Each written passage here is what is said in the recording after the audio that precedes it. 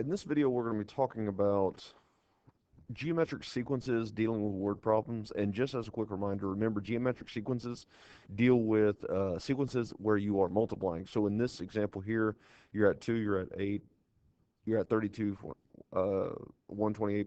What you're doing is you are multiplying by 4 every single time. And just to remind you guys, whenever you are creating an equation, it's going to be a of n is equal to something, parentheses, something, to the n minus 1 power. The first something is always the first term, and the second blank is always going to be what you're multiplying by, which in this case will be 4. All right, so let's go ahead and get started. All right, first off, what we got to talk about is when it comes to geometric sequences, there's going to be times where you're going to be dealing with um, percentages. All right, so what we have here is when the problem states, so like for example, I have this chart right here, but you can actually see the very first example here. A house purchased in 1985 will increase at a rate of 8%. So you're dealing with some problems that will be involving percentages. But the first thing we need to do is talk about what's going to happen. All right, so whenever something is ever increasing by 7%, mathematically, what happens is if you were to take, and I got to give you kind of like an example, and in fact, we'll just use this first one here. All right, if I was to take 38,000, and let's say if I was to multiply it by 8%, 0.08. All right, now the problem says that you're increasing by 8%. So you would be thinking to yourself, well, if I just multiply this by 8%, then the number should go up. And it actually doesn't. It's actually a smaller number.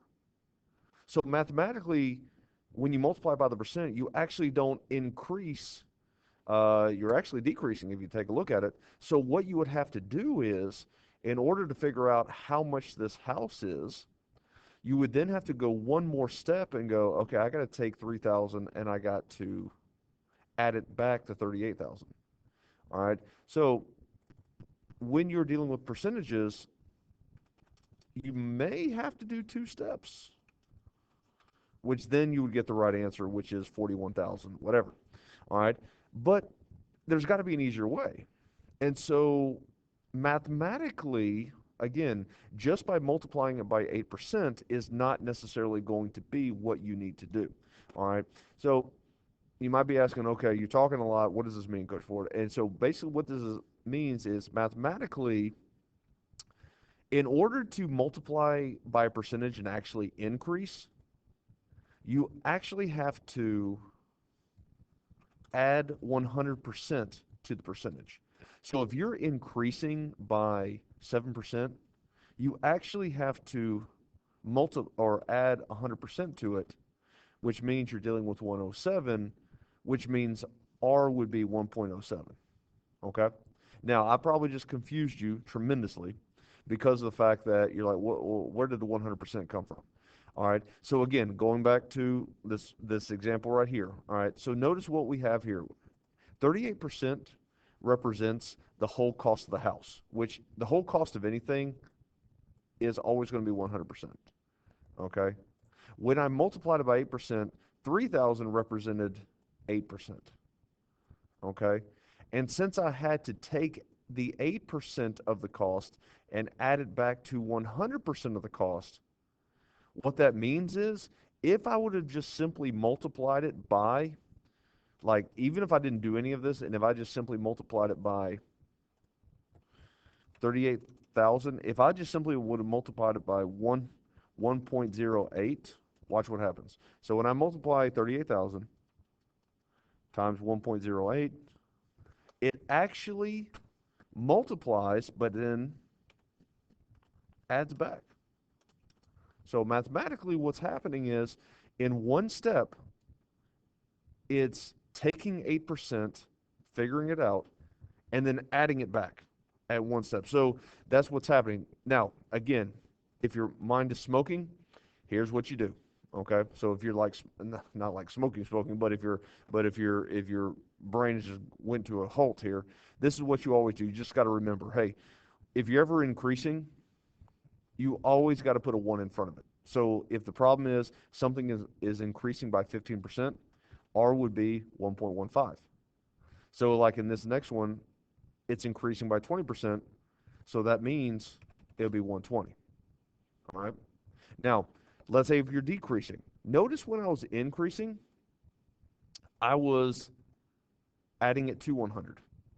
But in this example here, if you're ever decreasing, then you're actually going to subtract it from 100, which gives you 92%, which means R would be 0.92 or 0.92. Okay?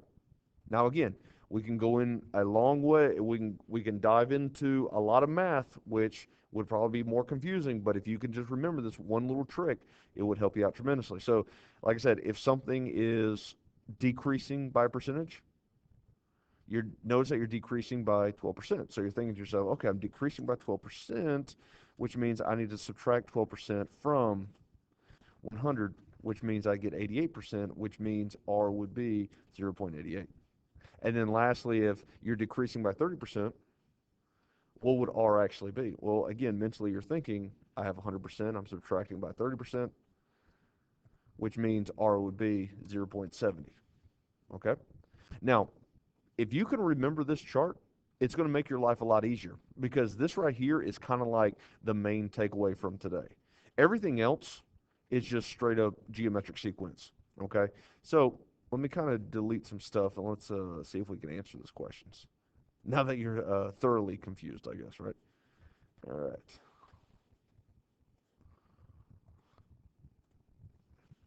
Now, remember with all geometric sequences, there's two things you need to know. All right, the two things you need to know is always the first term, all right? And then secondly, you always need to know, in this case, the common rate. Okay, so there's two things you need to know. All right, so if you look, it says a house purchased in 1985 increased in the rate. Oh, there we go. Increased in a rate of 8%. So I'm increasing by 8%. So right then and there, I know my rate is going to be 1.08. Now, if the original cost of the house was 38,000, look at that. The original cost, the first cost, 38,000. That's my first term. So I already know what my sequence is going to be. Because remember, my formula would be something, parentheses, something to the n minus 1 power. I already know my first term. My first term, I'm just going to write it. Let's see if I have enough room to write it. 38,000. And then my R would be 1.08. That's how easy it is. Now, remember the recursive formula? What are you doing every single time? Well, if I'm multiplying by 1.08, that means I would always take my previous term, an minus 1, and I would multiply it by 1.08. Very simple. Now, it says, how much will the house cost in 1995? Well, the problem started in 1985, and now it's 1995. So that means you're looking for A of 10. So what does A of 10 equal? Well, if I just take 10 and plug it right there, so that means it's going to be 38,000. Now, you don't have to write this on the line. I'm just doing it just so you can see what I'm doing. 1.08, 10 minus 1. Again, we do not raise anything to the 10 minus 1 power. It is 9. So 38,000 times 1.08 raised to the power of 9, you get an answer of how much will the house cost at a rate of 8%. It would be 75,962, and let's round it to the nearest whole. There it is. Now, how many years will it take for the house to triple in value? Okay, so this question here will probably be edited out when I teach it. But basically, what you've got to figure out is what would n have to be? What would n have to be? I don't know why I made that capital.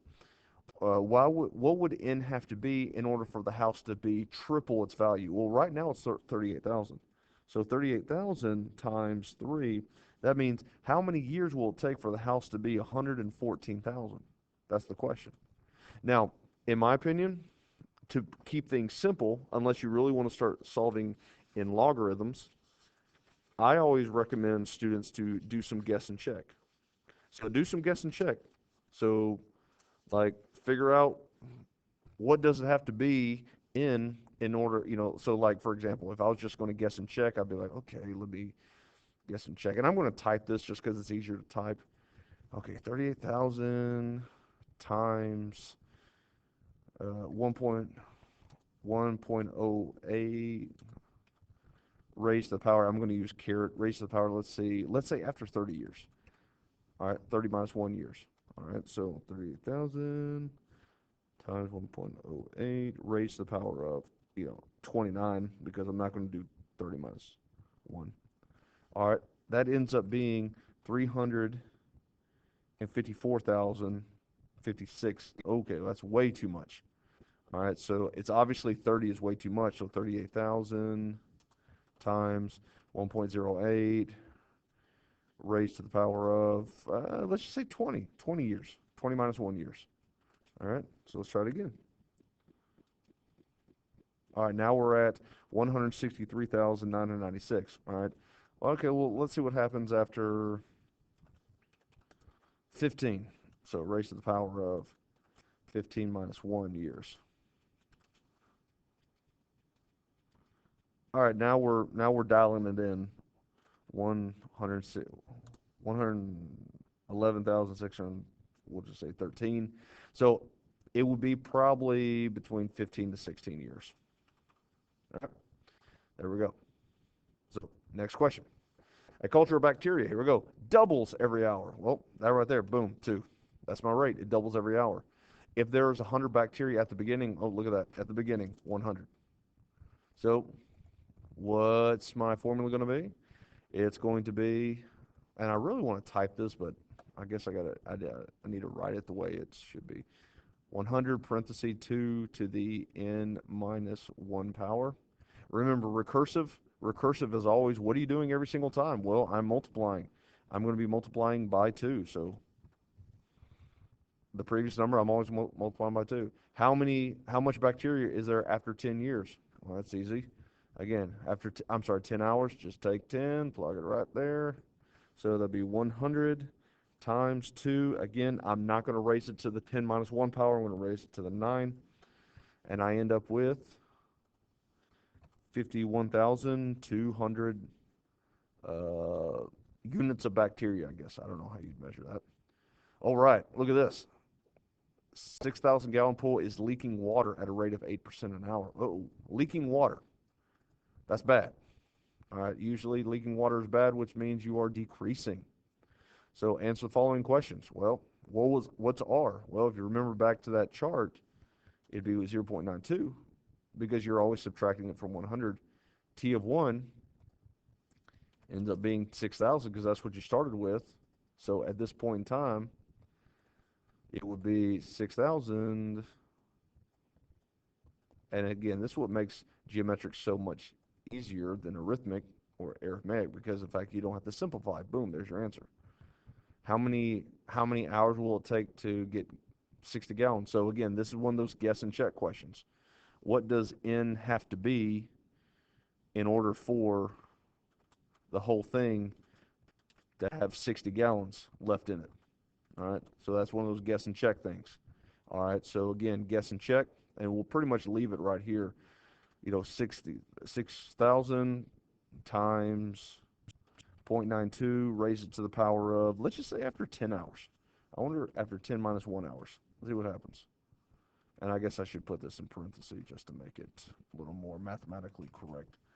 So 6,000 times 0.2 raised to the power of 2833. Okay, that's not enough. So let's do some more guess and check. 0.92 raised to the power of, let's say 15 hours. 15 minus 1 hours. Let's see. Now we're at 1867. Oh, we got 60 gallons. Whew, all right. For some reason I was thinking of something, I don't know what I was thinking. All right, let's do 30 hours. Let's see if this thing has just been leaking for 30 straight hours. Now we're at 535. Okay, so obviously 30 hours ain't going to work. So 60 times 0.92, parenthesis 40, minus 1. put that caret in there. It's going to bother me if I don't. Now we're at 232. My goodness. All right. So anyway, that's how you would do it. You would keep going until you get 60 gallons. Now you're not going to get an exact answer because of the fact that it's not going to be exactly 60 gallons, but it will be close. So, and of course, let's see.